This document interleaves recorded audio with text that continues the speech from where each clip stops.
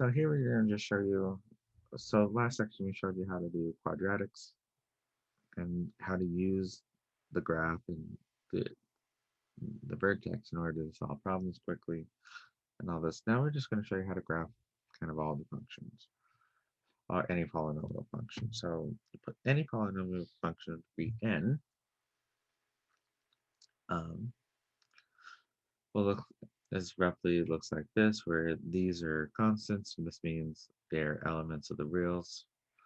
An cannot equal 0 because if an equal to 0, this would be a polynomial of degree n minus 1. N's a natural number. We want it to be a natural number, so positive and all this stuff. Integer, if not, if this is like x to the 0.10, I mean, like that's weird. We call this the constant term. We call all of this the leading coefficient, or an's the leading coefficient, and anx is the leading term. So here we want to we're going to just take the sample polynomial and label everything.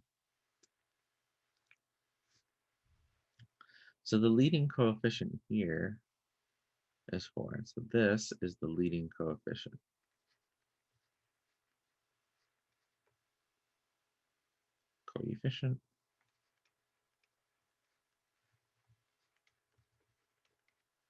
Okay. Right here, this 4x7 is the leading term. And that is whatever has the highest power on it. This, of course, is the degree 7. And right here, this 4, which is different from this 4, is the constant term.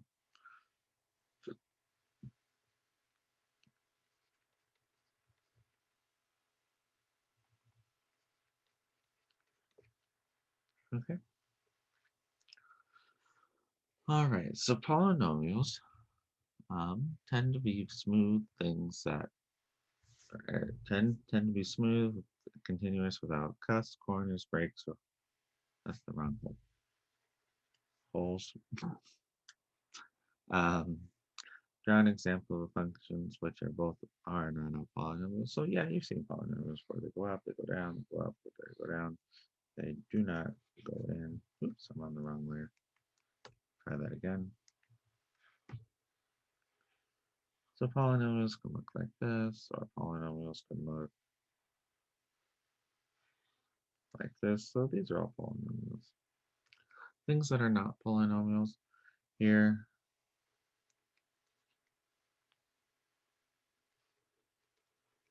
Let me draw a couple things. So this is a break. So when we say a break in a function is when it hits something and then just jumps. Right here, this is a hole.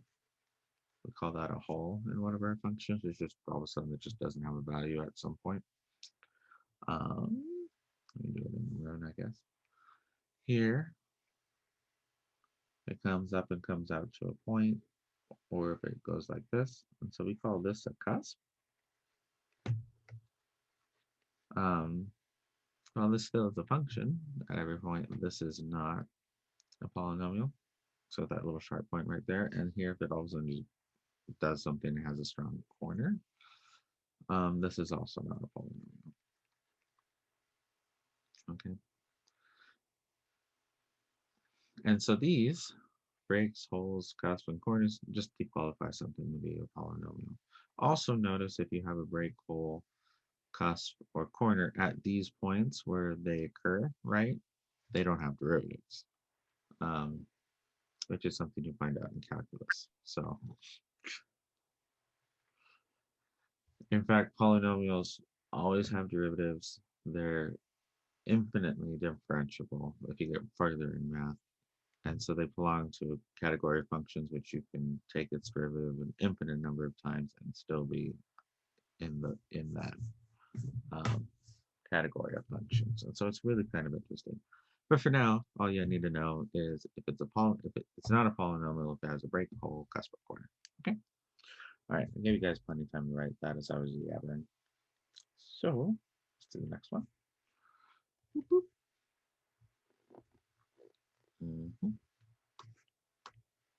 All right, let's go and zoom on in. All right, so here we're gonna figure out what is the end behavior. And so a lot of times you just want to figure out what the end behavior is of a function. In calculus, you're going to take a limit as the function either goes from negative infinity or positive infinity. Here in this class, we're just going to look at polynomials, and we're just going to look at the leading term. The leading term, and in fact, just the leading coefficient, will tell us everything we need to know about the end behavior. Because here, whatever x to the n is, when x is really, really large, this term is going to dominate, right? No matter what the coefficients here are, right? This could be 1,000, right? But if x is 2,000, right? This n's going to win, right? Because it'll be 2,000 to like the 7th power. So this term will always dominate the further out you get, and the further out from the origin you get, the more important the leading term is, right? Just because it's going to affect the number of the function, the value of the function more and more. Okay, so we look at the leading term, and so here's a couple of examples. So if it's an odd leading term, remember our odd functions, and it's positive, right? It's going to start negative because this will be negative. A negative number squared, or a negative number to an odd power, is still negative, and so this is going to start negative. And if a is positive, it's going to stay negative. So negative times a positive will stay negative. It'll come up, go in, go up, and then it'll come back out. Okay. So the leading term here, the end behavior here is as I go to minus infinity, it goes to negative infinity. As I go to positive infinity, it goes to positive infinity. If it's odd degree with a negative term, it's the opposite.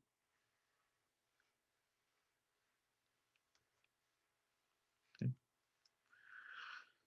So it's going to go to positive infinity as I go to negative infinity, and negative infinity as I go to positive, as x goes to positive infinity.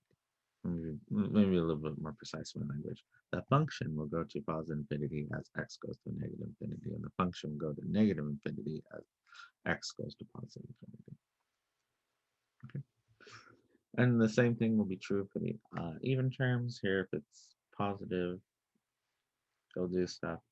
And these little wiggles means it can go up, it can go down. But this is your end behavior. So for odd, it'll be different on the ends, and then even will be the same, right? Because remember, stuff like, x squared looks like this, but if I have negative x squared, it looks like that. And so that's just an example. Here, if I have x cubed, it looks like this. If I have negative x cubed, it looks like that. So here's another two examples of those of something you may have seen, right? And so notice it matches the end behavior here. All right, so let's talk about zeros. So what do we define? So in math, we do this from time to time. We say the following is equivalent. I mean, it's this is the same as this, or this is the same as this, or this is the same as this, or this is the same as this. They're all the same way of looking at the same thing, right? We would just state them differently because it might be useful to use that definition over another.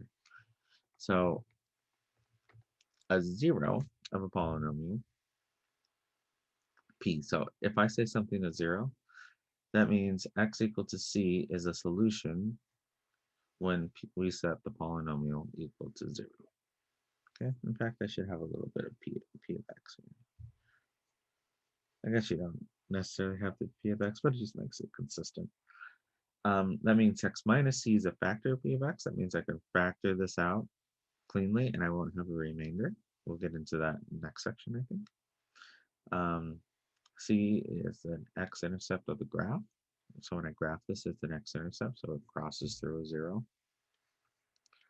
So that's what it means as 0. It's a solution to this equation It's a nice clean factor I can pull out, and it's one of the x-intercepts.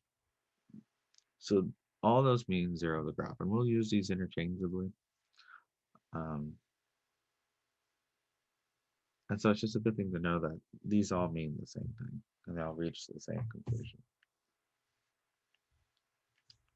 All right.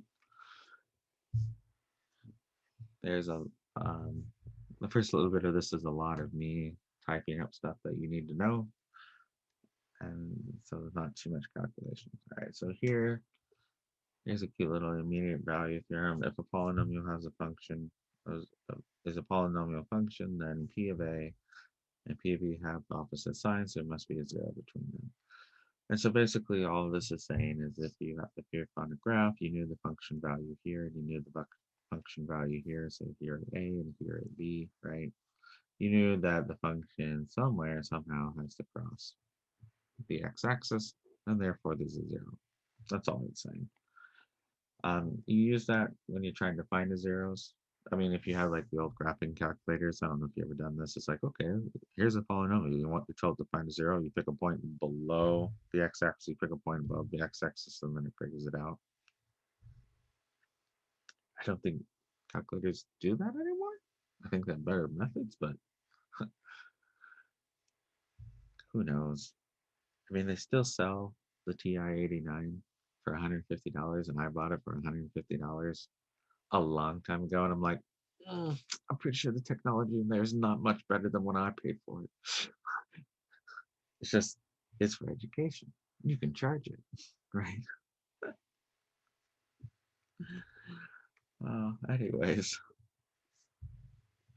so here's guidelines for graphing polynomials. Find the zeros of polynomials, mark these on the graph, test points in between the zeros, graph these, and determine the end behavior, and then fill in the rest graph. So this is how we're going to vaguely draw these. And I think this is a good practice to do, even though engineers are always going to have the graph or a computer draw it for you. It's good to know how to do this by hand, because if you know how to do it by hand, you can make a rough graph in your head. And having a rough thing in your head is probably way more useful than having the ability to do something on a computer, depending on the situation, right? If you're out in the field as an engineer, sometimes you just have to make some decisions. It's good to have that in your head, that way you can see it. Or if you type something in the computer, it's good to have what's correct in your head, because and then when the computer gives you something completely different, it puts a little warning flag in your head. Hey, maybe I should check what I put in the computer. And maybe what you put in the computer is 100% correct, and you have to check what's in your head. But it's good to have both. The mental capability to do it on your own, and the computer to generate it for you. That way you can see if they match. Because we're humans, and humans make errors. And trust me, if you watch me teach this class, I make tons. So let's do this. So what are the zeros here? Let's go ahead and, if I said this is my polynomial, what are my zeros? What are my zeros for this? Go ahead and write them in chat, just so I know you guys are alive.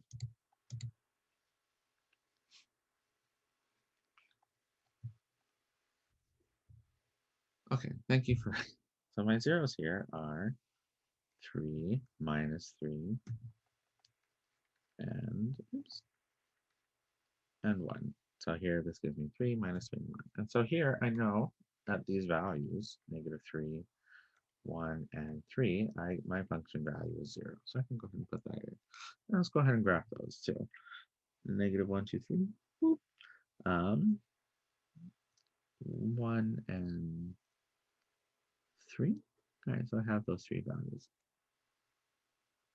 All right, so let's just put some terms around it and plug in some stuff. So let's plug in, I don't know.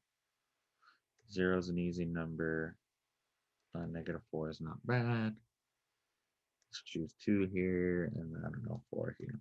Okay, so if we plug this in, so let's do 0. 0 is really easy. So if x is 0, I have -3 times +3, which is -9 times -1, which becomes 9. Everyone see how I get that? Just crunch through this. Or in other words, do 0 minus 3 times 0 plus 3 times 0 minus 1 is equal to 9. That's all I'm doing. Just crunching through that in my head. Let's do it again, and I'll actually write it out for the second one, and then I'm not going to write it for the rest of the class. Let's do 2, so this will be 2 minus 3, so this is -1. It'll be 2 plus 3, so this is 5. This will be 2 minus 1, so it's 1. So -1 times 5 times 1 is -5. Okay. All right, for 4, I'll just give it to you. It'll be -35, and this one will be 21. Okay, so here we found some test points and mark these on the graphs. We test some other points, and we'll mark these. So here at 4, I'm -35. So I'll just put it like way over here, saying off the graph. Here at +4, I'm off the graph, right?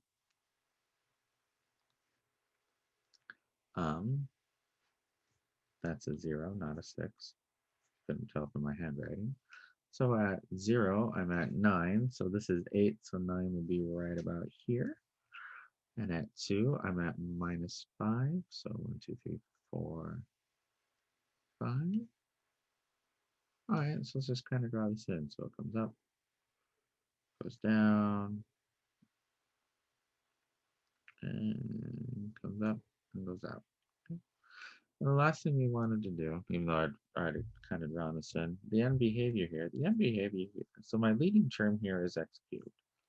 Now, how do I get that? I just take the largest term of each one and multiply it. So here I have x, and x. So I'm going to multiply the largest here. So the x times x times x will give me my largest term. So this is x cubed. That's my leading term. That means my graph should look vaguely like this, right? How do I know that?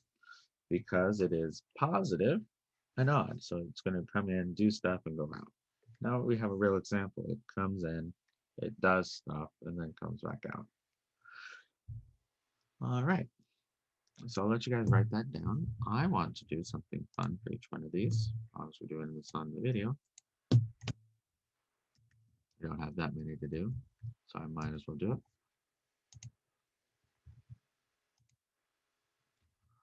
All right. So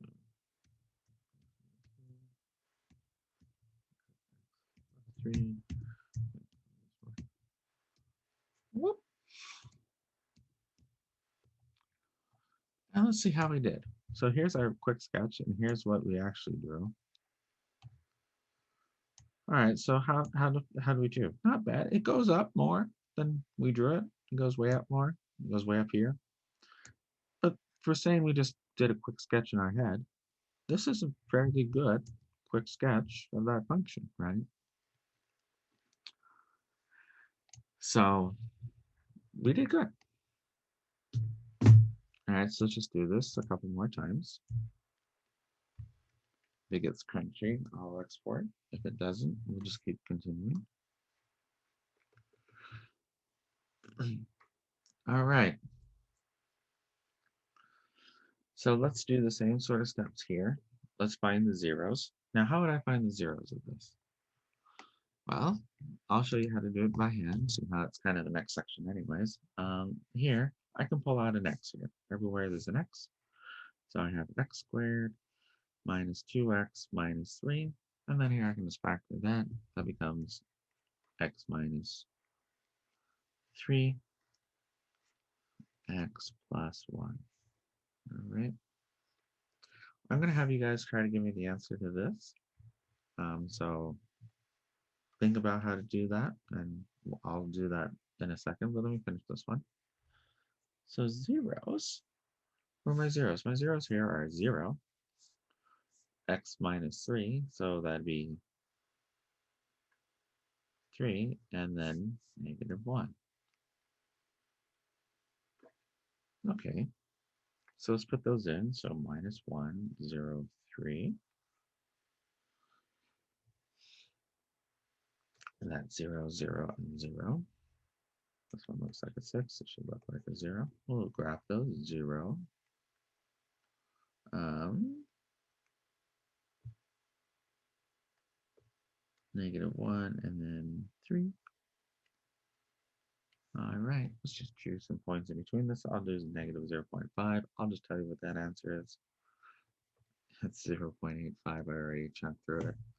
Here at 1, let's actually just calculate it. 1's an easy number to calculate. you just add up the you just add the coefficients, right? Because no matter what it is, so here'd be 1 minus 2 minus 3, so that ends up being -4. So 1's an easy one to calculate. You just add the coefficients. 4.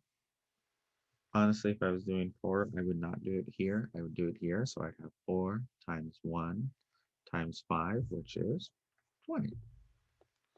And here, if I was doing -2, once again, it's easier to plug it in here. -2 times -5 times -1. So negative, negative, negative, so it's negative. And so 5 times 2 is -10. There we go. All right, what's our leading term? Our leading term here is x cubed, so we know it looks like this. So our graph should look like that. So it comes in from the negative point. It goes to 0.85, so not quite up here. And then at 1, it's -4. At 3, and then it's up at 20. So here we just come on in. So -2, it's -10, so it comes in pretty sharply. Oops. Goes down, probably goes down more and then comes back up. Okay. All right. So I will graph that as you guys try to find the zeros here. Okay, so try to find the zeros for this one. And once you have that, put it in the chat, and I will show you the graph of this one. So I have x cubed minus 2x squared minus 3x.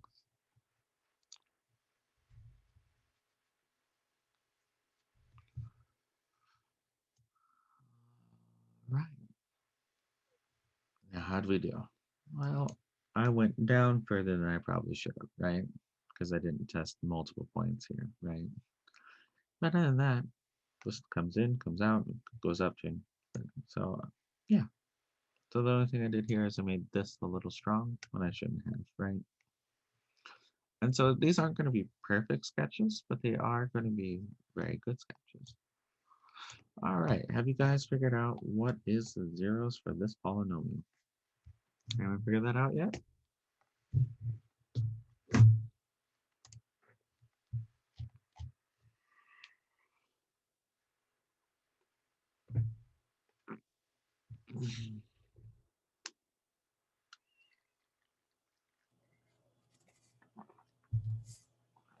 Well, I'll let you guys.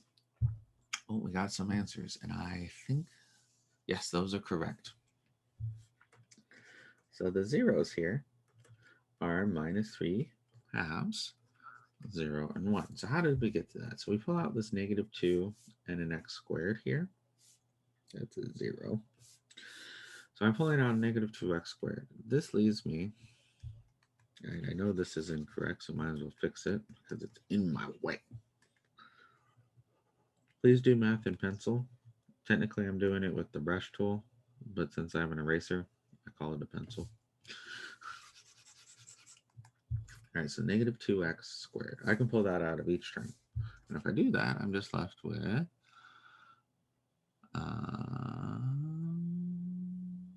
I cannot pull that out of each term. I can pull out a -x. I don't have a 2 here, sorry. So here I'll just pull that out. So I get 2x squared plus x plus, or nope, flip the sign, Pulling out a negative, flip the sign, -3. All right, so I can factor this. It would probably be 2x and x, just because I know it's probably going to factor nicely. I want it, so if I'll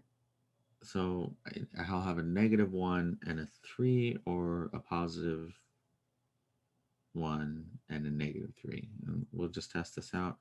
I'm guessing I have, since this is positive, I make this +3, that gives me 3x. And if I make this -1, that minuses out 2, so that works out great. So here we get this. So this is 0. This is -3 halves. And this is 1. All right, so let's just go ahead and chunk those in. All right, I'm going to write this negative 3/2 as negative 0.5, just easier to graph that way. 0 is 0, and then we'll have, what was it, 1 is 0. We'll test other points. Here, if I did negative 2, negative 2 squared is 4. Negate that, so that's minus 4 times negative 2 here would give me negative 1. And then negative 2 here would give me negative 3. So negative 4 times negative 1 times negative 3 is minus 12. So that's how you do that. We're just going to choose negative 1 here. That will give us 2. We'll choose, we already have 1. I'll choose 0.5. That just gives you 0.5. Just trust me, that's how it works out. And then here at 2, this is minus 28. All right, so let's plug in our zeros. So here at minus 2, 1.5, 1, and 1. What happens in between it? Well, let's figure that out.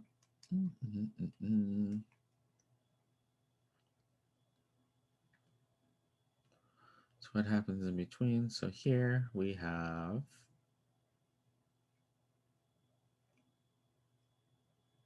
hold on, let me do this. 0.5 here. At 1, it's 2. Oops. And then here, they're both off. So it's off here and then off here, which matches our leading term is negative x to the 4th. So we know it's going to come in. It's going to do stuff and go back down. That's from here. Okay.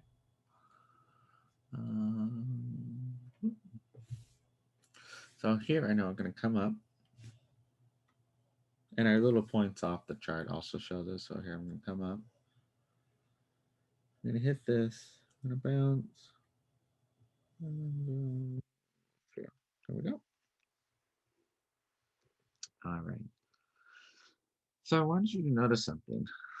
Here, we're going to say that this 0 occurred twice, right? We're going to say this has multiplicity of 2. Why? Because technically I have an x and then an x.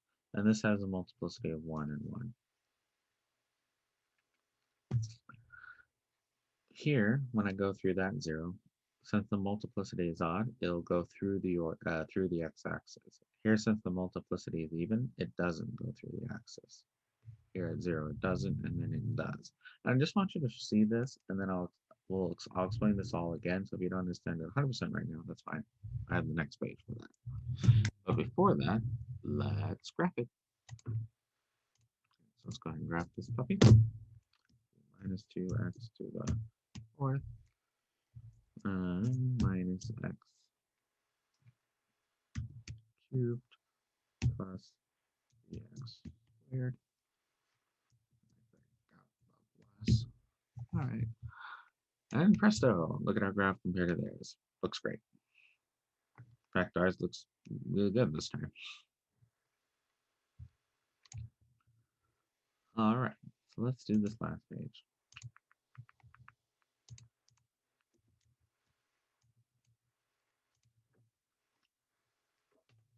All right, so multiplicity of zeros in their graphs. All right, so here, the number of times the factor is in the polynomial is the multiplicity of that 0. If the multiplicity is odd, it will cross the x-axis. If it isn't, it will not. I usually just say this bounces, right? That's what I say in my head, it bounces. And so here we can look at something really kind of crazy. And this is a little bit crazy, right?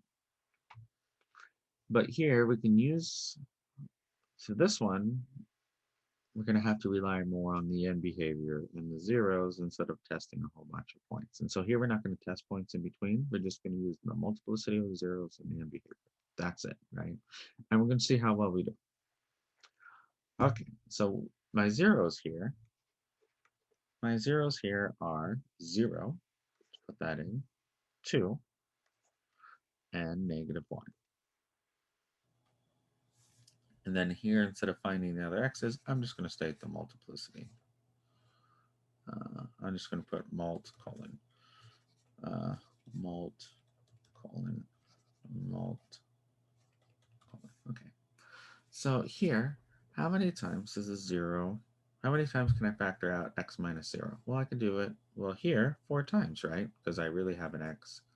If I wrote this all out, this would be x times x times x times x minus 2 times x minus 2, and so on, right? I'm not finishing it. So the multiplicity of 0 here is 4. So let's plug in that 0. Here at -1, the multiplicity of here is 2, right? Because that -1, I could factor out this twice cleanly from this thing. So the multiplicity of this one is 2. We'll talk about more about multiplicity again. But here in sense of graphing, it's just the power on that factor. Okay? And here, the power on the 2 is 3. So this has multiplicity of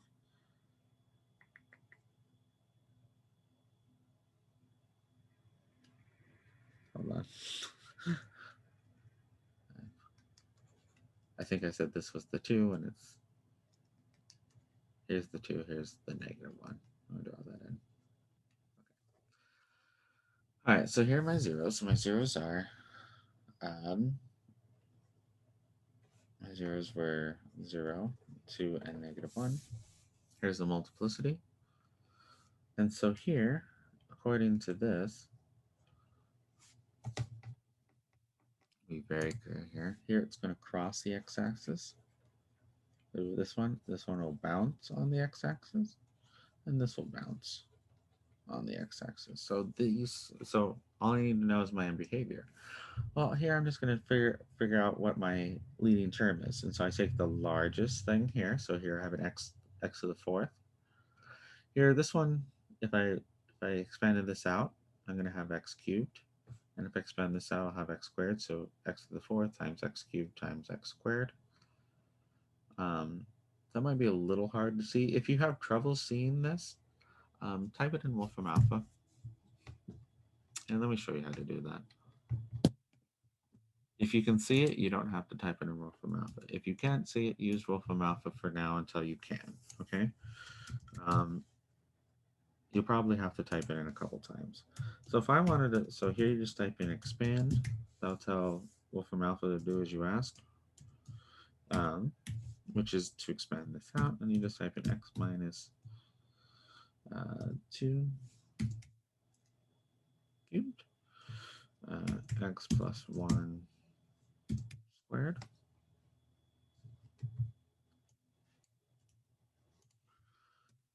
There we go. And then it'll expand it out for us.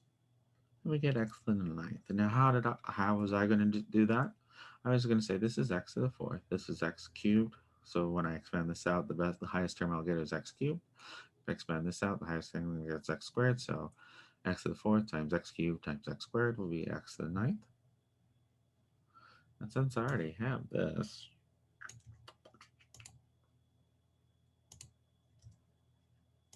we'll look at that later.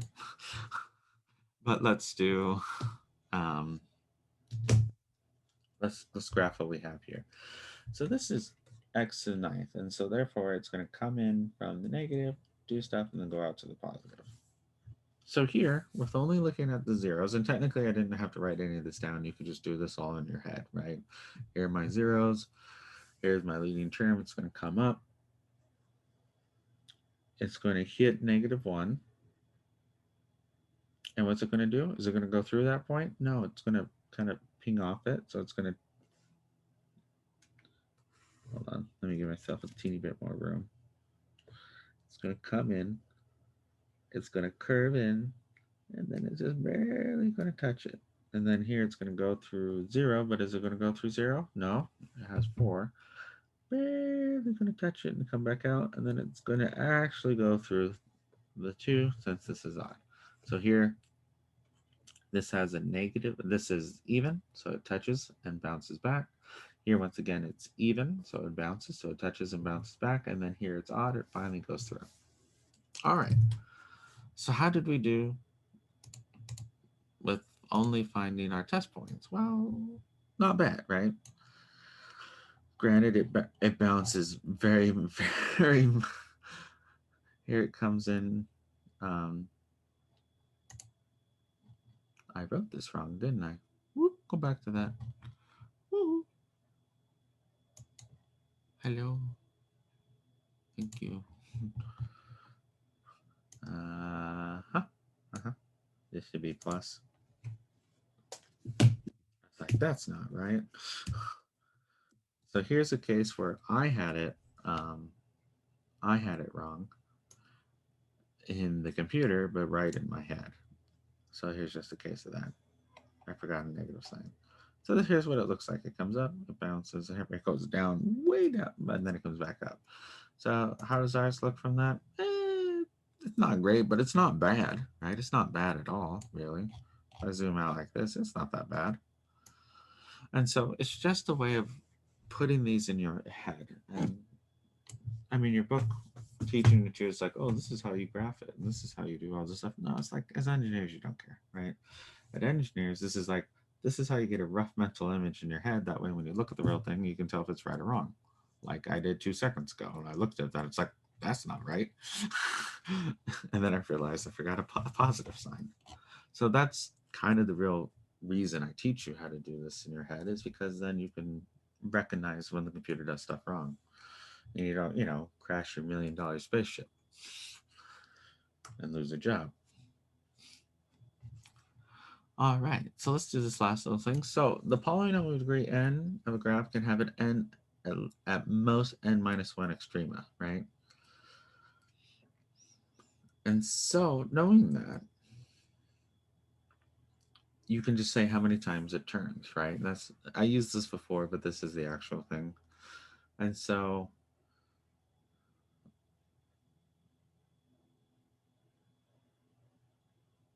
what is the most? I don't know what this n minus 1. What's the most local extreme it can have? And so for this polynomial, what's the most local extreme it can have? Well, my n is 5, so this one can have 4. What's the most local extrema I can have for b? Let's see if you guys are paying attention. How many is possible for b? How many possible turns, or how many possible mins or maxes are there? And this doesn't guarantee, yes, the answer is 3. It doesn't guarantee it's there. It just means that's at most there. And so that, okay, and that's the end of this. So that just is a nice way of telling you how many ways these things can turn.